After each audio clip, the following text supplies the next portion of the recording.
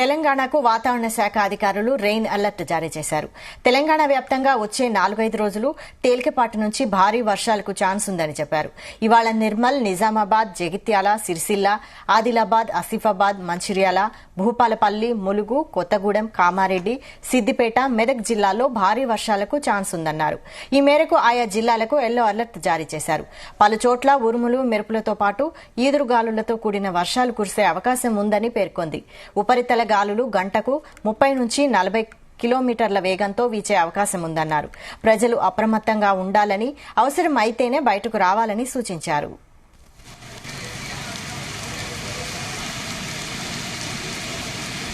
తెలంగాణలో జూన్ మొదటి వారంలోనే నైరుతి రుతుపవనాలు ప్రారంభం కాగా ఆ నెలలో సరిగ్గా వర్షాలు కురవలేదు.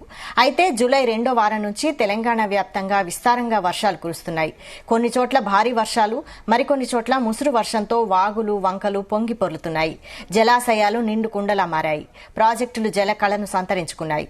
భారీ వర్షాలతో నాగార్జున సాగర్ ప్రాజెక్టుకు కృష్ణమ్మ తరలివస్తోంది. కృష్ణానది పరివాహక ప్రాంతాలతో పాటు కర్ణాటక, మహారాష్టలో కురుస్తున్న భారీ వర్షాలకు వరద ప్రవాహం ఎక్కువైంది.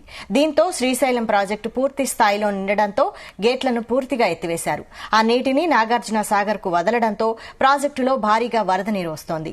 రోజురోజుకు సాగర్ నీటి మట్టం పెరుగుతుంది. సాగర్ ప్రాజెక్టు నిల్వ సామర్థ్యం 590 అడుగులకు గాను ప్రస్తుతం 549 అడుగులకు నీటి మట్టం చేరుకుంది.